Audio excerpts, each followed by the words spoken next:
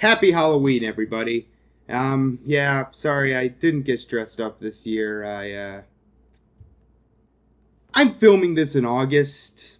Yeah, sorry, but, I got a lot of shit to do for November, so please excuse me for that. But, I'll dress up next year. I'll get real fancy, don't worry.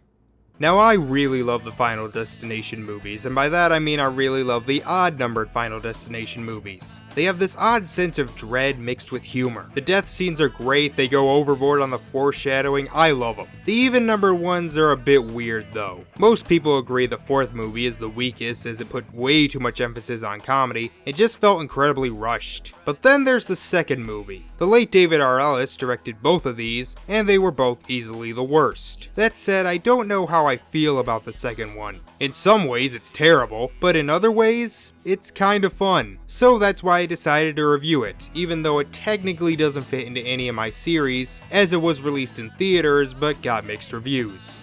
But I figure, it's Halloween, so let's just talk about a movie I've wanted to talk about since I started this.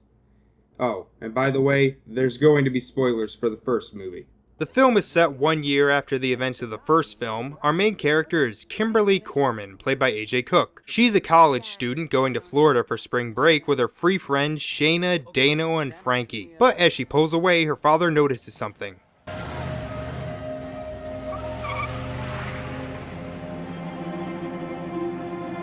I'm not an expert on cars, but I'm pretty sure leaking transmission fluid doesn't prevent your car from stopping, and spoiler alert, that's the only reason they end up dying. So the four are driving along, being jackasses. Oh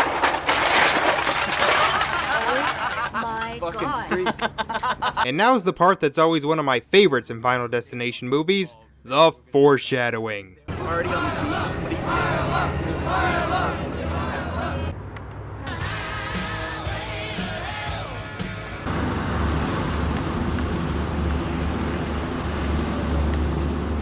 Hey, I think we better pull over and check the car because Kimberly, the car is gonna be fine. Your dad's gonna be fine. You're gonna be fine. When did I say my dad was in trouble? We're the ones leaking transmission fluid. So as they drive down the highway, we meet the rest of our characters. There's Evan, a recent lottery winner, a widow named Nora and her teenage son Tim, who's played by an actor named James Kirk by the way, a businesswoman named Kat, pregnant woman Isabella, a high school teacher named Eugene who seems to be taking a page out of Mr. Turner's handbook, a stoner named Rory, and a deputy cop named Thomas Burke. And now that we have all our characters, we can kill them. And this scene is pretty fucking awesome.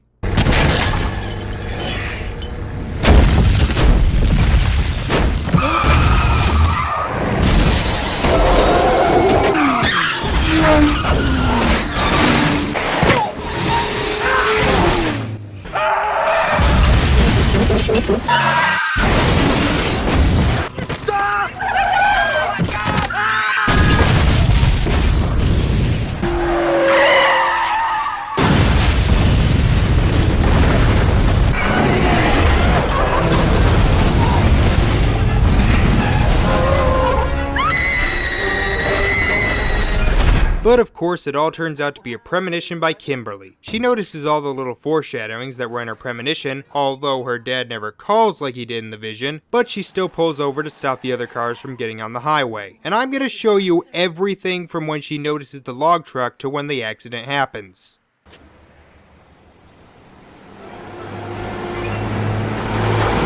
that's it. That's the truck that's gonna kill everybody. You need to stop that I truck. told you again, you have to calm down. Why won't you listen to me? Look. Oh my god. So in the 5 minutes it took for that to happen in the vision, it took 10 seconds in reality.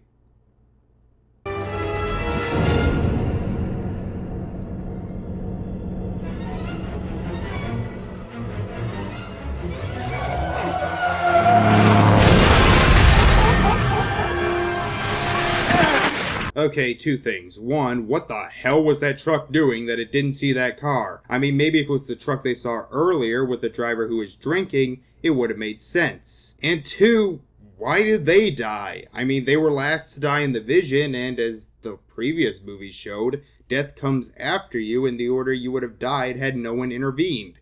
So shouldn't Burke have gone first? So as they're all called in for questioning, Kimberly mentions the story of Flight 180 and Eugene tells them about how each survivor later died in mysterious ways. There was one survivor. Clear Rivers is in a padded room at the Stony Brook Institution. Wait, what about Alex? So they all head their different ways and we see Evan return to his shitty apartment, which seems kind of weird for a guy who just won the lottery. He throws out some spaghetti and begins making himself some lunch.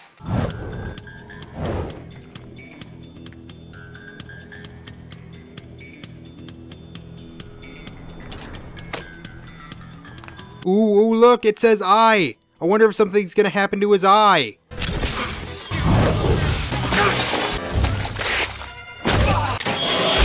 What a shock. Also, again, I thought he was one of the last ones to die. I didn't show you that out of order. That's how they died in the vision. So Burke starts to investigate the aftermath of the Flight 180 crash, and who the hell took that picture of Todd?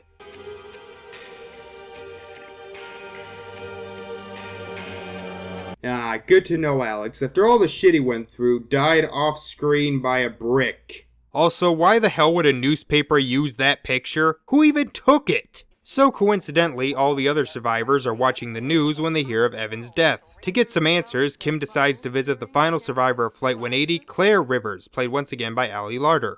The survivors of Flight 180 died in the exact order they were originally meant to die in the plane crash. But my friends died last in my premonition, not first. Wait. Died last. See, even Clear is pointing out the plot holes. Clear tells Kim to watch for the signs, but refuses to help anymore. Burke comes to visit Kim, who says that everyone will be meeting that night. Clean up, I don't... Ah, green screen! Did you see that? See what? So because Death is going backwards, that means Nora and Tim are next on Death's list. And it just so happens that Tim is at the dentist today.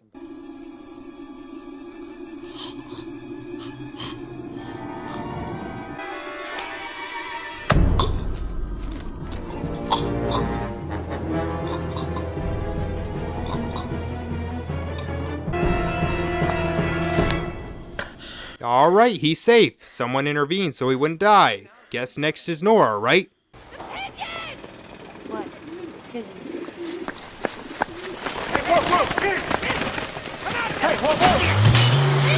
You know, if he was stupid enough to go near a construction site just to chase pigeons, he deserved to die.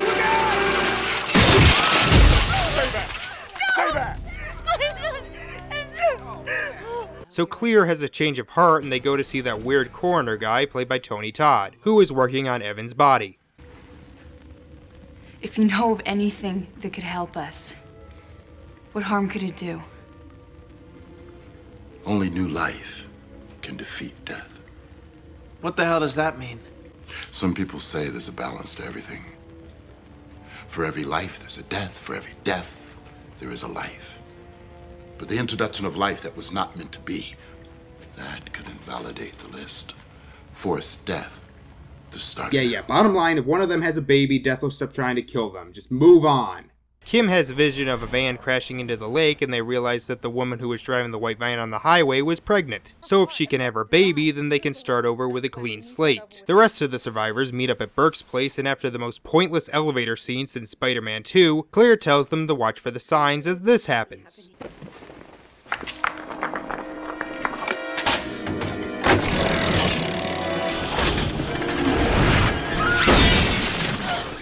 Maybe you should all stay in the Paddock psych ward until the baby is born. Speaking of which, the cops do find Isabella and take her into custody. But unfortunately, it doesn't do much for Nora.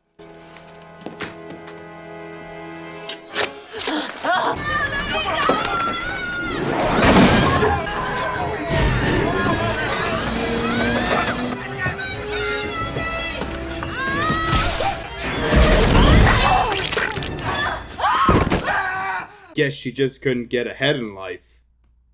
I'm gonna go kill myself now. Eugene tries to take control of his life by killing himself. Makes sense. But he can, as you can only die in the order death is planned. I have serious doubts about that, as shown by the next scene as they all head off to get Isabella, who is being taken to the hospital after going into labor. kid came to school with a knife, killed his teacher. Teacher would have been me, but I was transferred to another school 2 days before. Last year, my partner and I were heading out when a call came in about a train wreck. Frank decided to let me handle it alone. He died that night in a shootout. Okay, so last May, I'm supposed to go and stay at this cheesy little bed and breakfast in Pennsylvania, right? So anyhow, there's this major gas leak that no one knows about, and all the guests suffocated during the night. So what happened? I don't know. I never made it. The bus I was on splattered some girl all over the road. That bus you were on killed Terry Cheney. She was supposed to die on Flight 180. Alright, so apparently these guys were supposed to die before, but they were saved by the crash of 180 survivors. But, okay, I have a few problems with this. How was Burke the last one to go? If he was supposed to die the night Billy died, but Rory, who dies before him, was supposed to die the night Carter died, which was 6 months later. Ripping on acid and sipping lattes and such, and then all of a sudden, this dude out of nowhere just gets whacked by this falling sign. Carter. And Kim says she was going to die with her mother by getting stabbed but got distracted by the news of Todd's death on TV. So why was she the last one to die in the vision? In fact, what is the point in having them going in reverse order? If they were all supposed to die in this order anyway, why didn't they just die in that order in the vision? Also, is Death really that stupid that he didn't realize that by allowing these deaths to happen that he would mess up his plan even more? How incompetent is he? Being alive after we were supposed to die, it caused an outward ripple. A rift in Death's design. You know what, Death? Just give them all heart attacks and call it a day. Yeah, it'd be cheap, but be hilarious. Guys, I found Isabella. My crew found her. She's at the police station, but we gotta go. She's going to go. Burke! Oh my god! I'm right behind you. Here I come. One of the tires goes flat, crashing them onto a farm, but thankfully no one is killed. But Kat is stuck under a piece of wood and Eugene is stuck in the lung and having trouble breathing. So he's rushed to the hospital, but no need to worry, he's safe as long as Kat's alive, right?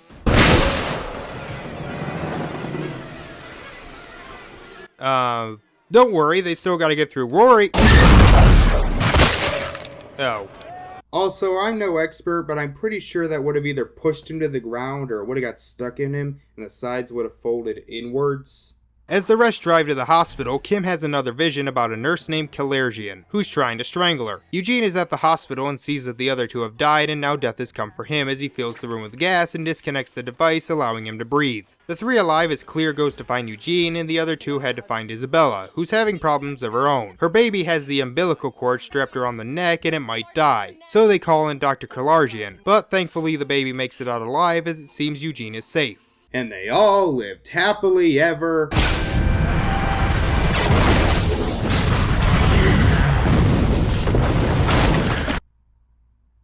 after. Yep, turns out Isabella was never supposed to die in the crash, so the new baby meant nothing. Kim realizes there is only one way to stop Death's plan at this point: killing herself. You know, by this point, you're basically saving one person who will likely just kill himself after all the shit he's been through, so is it really worth it? But Burke saves her and she is revived by Dr. Kalergian, which I guess means that's the new life that they needed. Later, they are having a picnic at the farm as it seems everything is back to normal. So how are you doing, Kimberly? I don't know, I guess things are pretty much getting back to normal. I mean, I lost all my friends, and I will live with the guilt of knowing that I was the one responsible for a group of people living in constant fear in the days leading to their incredibly painful deaths. Dad, you should tell him about the news van thing. What's that?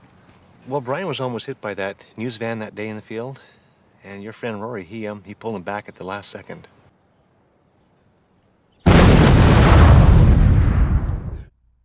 What?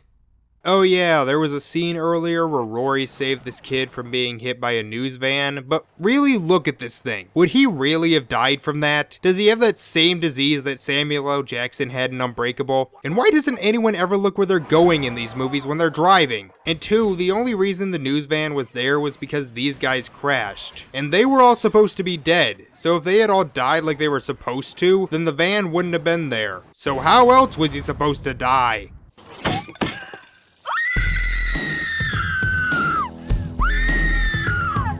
And that is when David R. Ellis started trying to turn this series into a shitty comedy.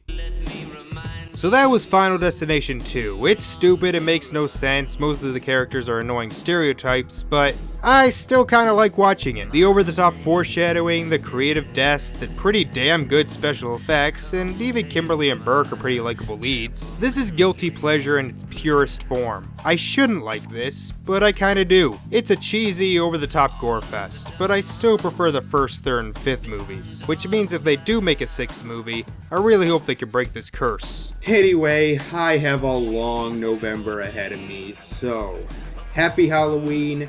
Thank you all for watching, and I will see you next time. Bye. Oh shit!